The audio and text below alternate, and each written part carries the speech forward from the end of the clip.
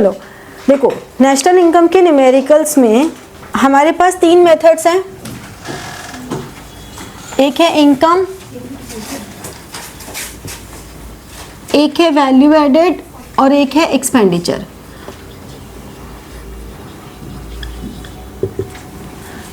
अगर हम prima facie देखें तो value added and expenditure method से हमेशा जीडीपी एट एमपी आता है, जबकि इनकम मेथड से हमेशा एनडीपी एट एफसी आता है।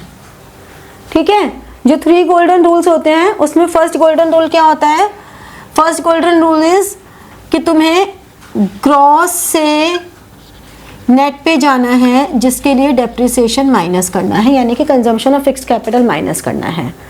रूल नंबर 2 होता है तुम्हें डोमेस्टिक से नेशनल पे जाना है, जिसके लिए तुम्हें NFIA ऐड करना है। NFIA is net factor income from abroad, यानी कि factor income from abroad minus factor income to abroad. Rule number 3 है हमारा फैक्टर कॉस्ट से मार्केट प्राइस पे जाना है प्लस NIT करके, यानी कि net indirect taxes means indirect taxes minus subsidies. ठीक है, ये 3 गोल्डन रूल्स हैं। अब इनकम मेथड में हम करते हैं com, COM com. Com is C is compensation of employees, ठीक है, O इज ऑपरेटिंग सरप्लस और M is mixed income. compensation of employees मतलब anything which is paid by employer to employee in the form of wages and salaries in cash or in kind, any perquisite, any allowance. employers contribution to social security scheme यहाँ add होगा, employees contribution नहीं होगा क्योंकि वो अपने पैसों से दे रहा है। ठीक है, ऑपरेटिंग सरप्लस में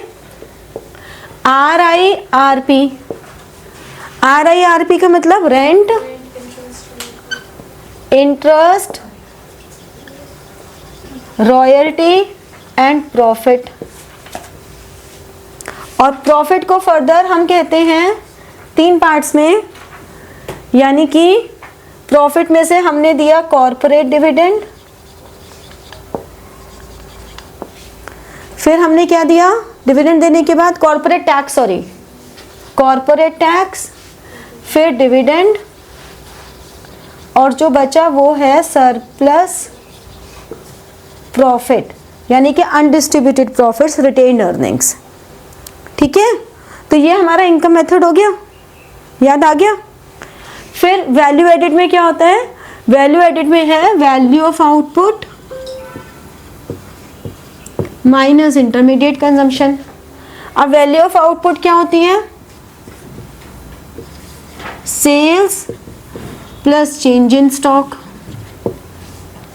ठीक है, इंटरमीडिएट कंजम्पशन में हम कभी भी मशीनरी के परचेज नहीं लेते।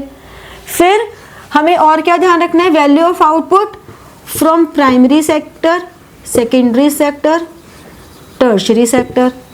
तीनों सेक्टर्स का वैल्यू ऑफ आउटपुट गिवन है, तीनों के इंटरमीडिएट कंजम्पशन गिवन है, तो वो ले लेंगे।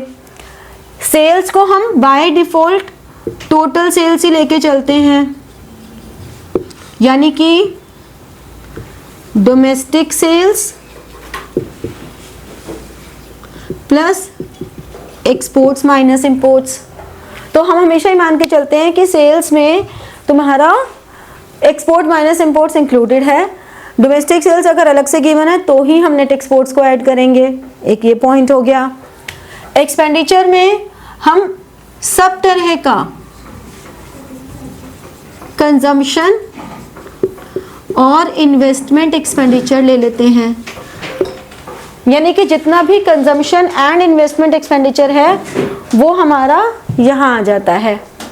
ठीक है, consumption expenditure, investment expenditure bye house holds, government, private sector and rest of the world.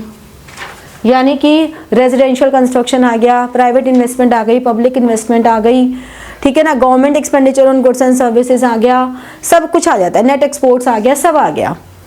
इसमें एक टर्म आती है ग्रॉस डोमेस्टिक कैपिटल फॉर्मेशन,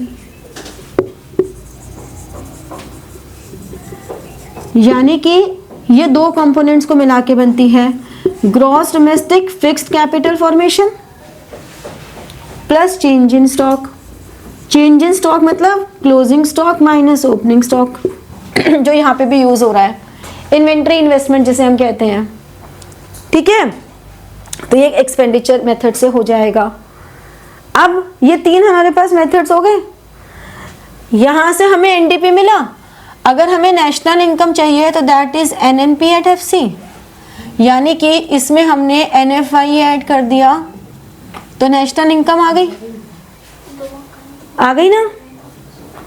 अगर एनडीपी एट एफसी है, हमें नेशनल इनकम चाहिए तो एनएनपी एट एफसी चाहिए ना, तो यानी कि national one step, first rule में कोई चेंज नहीं है, सेकंड रूल में एनएफआई ऐड कर दिया, थर्ड रूल सेम है। समझ गए ना, क्लियर हुआ। इधर से जीडीपी है तो ग्रॉस से नेशनल पे जाने के लिए माइनस डेप्रिसिएशन, डोमेस्टिक से नेशनल पे जाने के लिए प्लस एनएफआईए, मार्केट प्राइस से फैक्टर कॉस्ट पे जाने के लिए माइनस एनआईटी। बस समझ में आई ये बात। ग्रॉस डोमेस्टिक कैपिटल फॉर्मेशन का मतलब हो गया कि टोटल इन्वेस्टमेंट्स जो कैपिटल फॉर्मेशन हुई है, अब उसमें फिक्स्ड कितनी हुई है और वेरिएबल कितनी हुई है। ठीक है, तो जितने फिक्स्ड और वेरिएबल है वो दोनों को मिला के करते हैं। अब हमें ध्यान क्या रखना है कि अगर तुम्हें कोई भी इन्वेस्टमेंट नेट पे दी हुई है, जैसे कि ग्रॉस की जगह यहाँ पे नेट डोमेस्टिक कैपिटल फॉर्मेशन हो, तो हमारा जो ये आंसर है वो जीडीपी की जगह एनडीपी आ जाएगा। अगर कोई भी इन्वेस्टमेंट नेट पे दी हुई है तो वो जीडीपी की जगह एनडीपी आ जाएगा। एक ये इंपॉर्टेंट बात है। दूसरी, अगर तुम्हें डोमेस्टिक इनकम निकालने को बोला है तो डोमेस्टिक इनकम का मतलब है एनडीपी एट एफसी, यानी कि इनकम मेथड से प्राइमा फेसी आपकी डोमेस्टिक इनकम आती है। ठीक है, ये ध्यान रखने वाली चीज है। समझ में आ गया ये तीनों मेथड्स? पक्का?